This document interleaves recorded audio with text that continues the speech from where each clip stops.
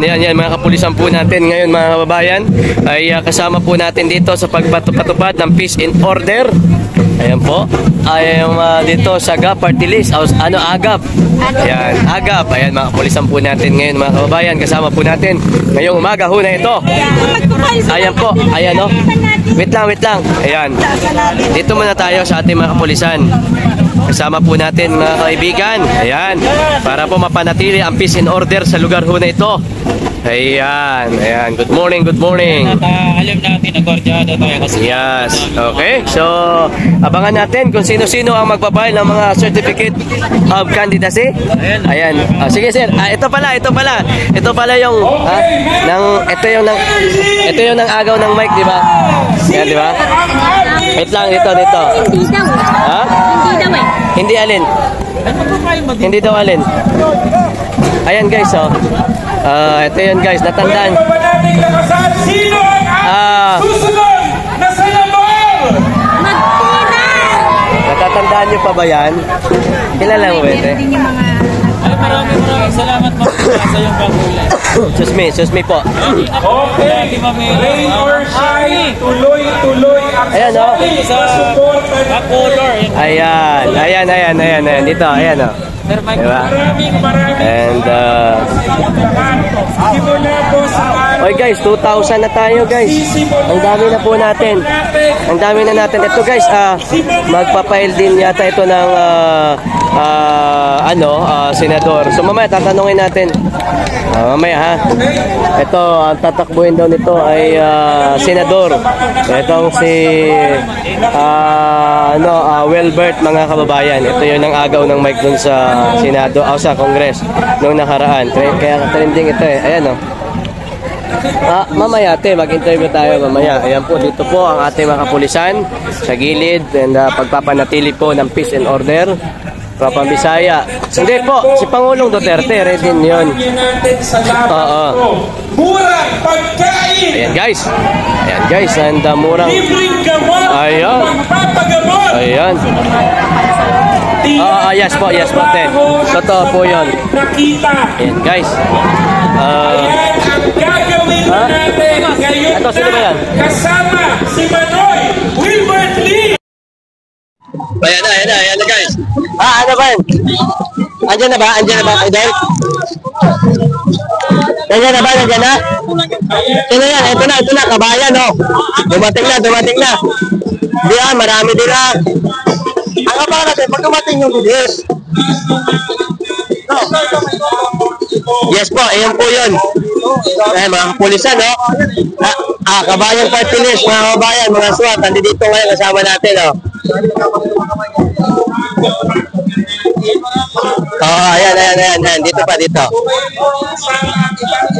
So, si Manoy, kasama natin ngayon dito si Manoy ba? Ayan, no? Ayan, and bilang pakikisa po sa ating laban, sa pagsisimula ng laban natin ngayong araw na ito, tinatawagan po natin si Ma'am Josefina Salon.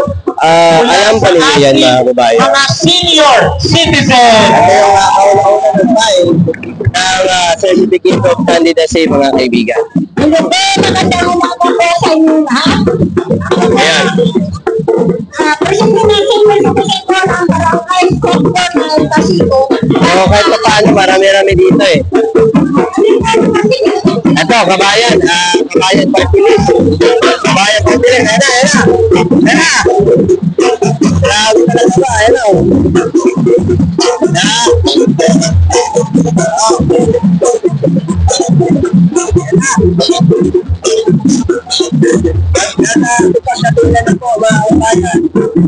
Ang magpapile. Sir, good morning. Ano po ba yung tinatakbuhan niyo po? Ano yung tinatakbuhan niyo po, sir? Senador po. Taga saan po kayo, sir? Ha? Taga 25 Annual Anti-Police Street, Manila. Taga Manila lang. Ito, taga Manila lang daw po, mga kababayan. And nagpile din po siya ng certificate of candidacy ngayong araw na ito. Yan.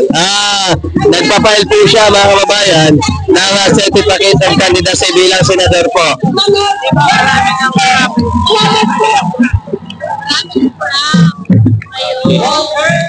So, ayun. Ang sabi, Independent. Independent pa, independent. Okay. So, ayun po sa kanya mga kababayan ay isa po sa mga dahilan kung bakit siya ay nag-file ng certificate of candidacy. Dahil po sa dahil po sa marami ng kurap. Yun po yung dahilan ang pagtakbo ninyo dahil marami ng kurap ngayon. Opo, marami na po ating kurap. Bukod sa maraming kurap, ano yung gusto mong gawin sa bansa natin kapag ikaw ay nanalo bilang senador? Let us implement the promise of salary increase.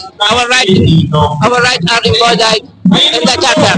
Salary increase mga kababayan, ang kanyang umanong susulong kapag siya po ay nanalo bilang senador ng ating bansang Pilipinas. Maraming salamat, sir. Thank you.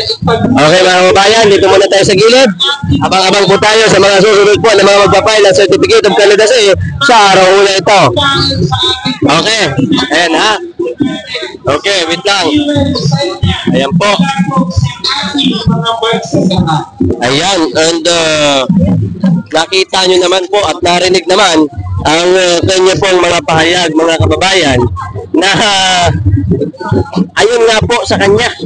No, sa kanya po galing yun ha.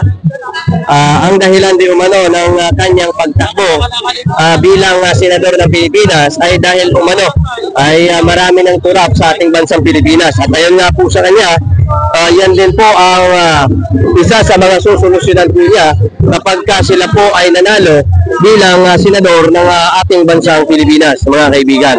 Okay? So abangan pa rin po natin kung sino-sino po ba ang mga magpapile ng certificate of candidacy ngayong araw na ito. At syempre, alam ko naman po mga kaibigan na marami talaga nag-aabang sa pagdating ng mga kaalyado ng mga Duterte. Okay? So, ayan po ano. Ayan. Abangan natin. Yes po mga kababayan, totoo po yun. Ayan, oh. Marami na po dito. Ayan, oh. As of now, hindi ko din alam no, kung sino po ang may hawak ng party list na yan mga kaibigan. Hindi ko alam yan. Yes po, hindi ko din alam. Basta ang alam ko lang yung mga nandito sa NCR. Idol. Ayan o. Abangan nyo kung sino pa yung mga darating ngayong araw na ito. Abang-abang tayo. Ayan o. Ayan, ito ba yun? Ito ba yun? Dito tayo sir. Pakita natin. Ito daw guys. And kilala nyo to eh. Ito na. Tignan natin. Sino ang ating senador? Ay, boss! Ang mga tropa ko pala dito. Boss na. Nagtatagal tayo. Boy pa rin. Siyempre. Umalakot tayo. Sino ba to? Oo, sabi nga eh. Ayan. Ayan na. Ang aming susunod na senador, Gilbert Lee! Dito lang po kayo, sir. Sige po. Pero po, pag nag-i-check, bigyan ko po kayo.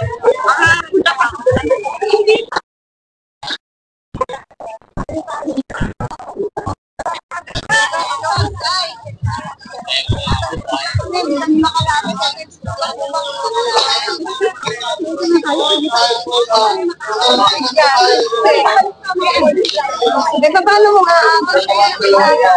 Maraming salamat po sa ating Panginoon, sa aking pong mga supporter po na nandito. Ba't lang guys, sinayos ko na yung tayo. Maraming salamat po sa inyo. Ako po ay naiiyak sa katalakan. Kanina pa po kayo nandito, madaling araw. Maraming salamat po.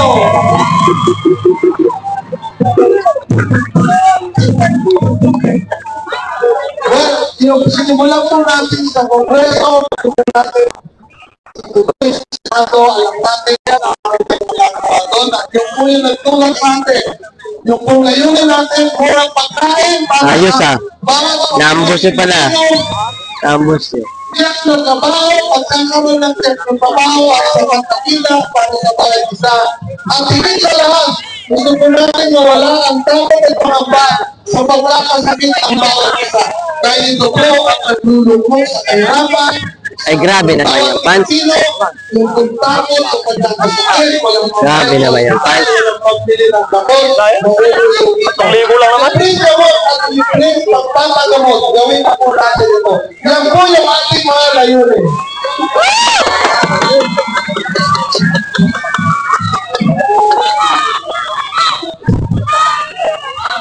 Well, napakalaking hamon yung po ating pong hinaharap. Pero alam ko po, sama-sama po tayong lahat. Kasama po kayo. Kasama po natin. Itakanin ng isang landas kung saan pantay-pantay. Hindi lang po ang hustisya para sa mayaman kundi para sa lahat. Isang likuran kung saan nila tayo lahat. Kaya po natin ito. Pag tayo ay sama-sama, walang laban na hindi kaya ipanalo.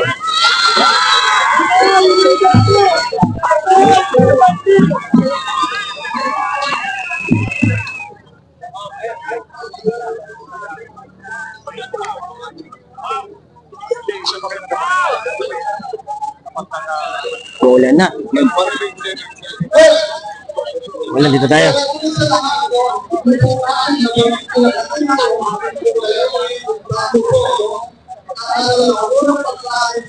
Putik, mainit tapos umuulan eh, no? Lakas din ng ano eh, no? Mainit guys, tapos umuulan. Sir Rodi, salamat po. Salamat. Actually, oo. Ganun yung eksena dito, mga kababayan. Mainit na umuulan.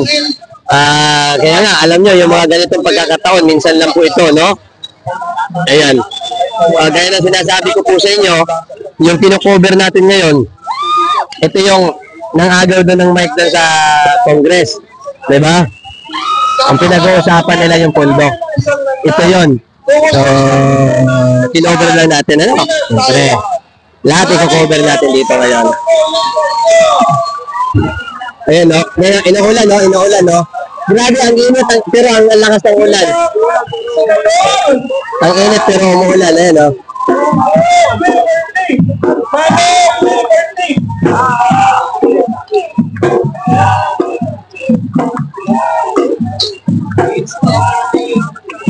Ray ka.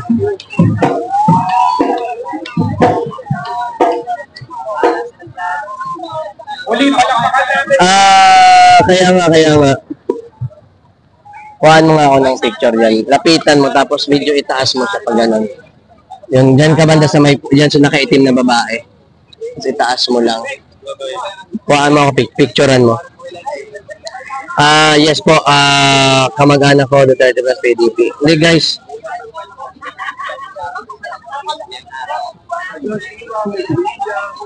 Ayun, para Alam nyo, kailangan kasi guys, mamarnay na buhay po.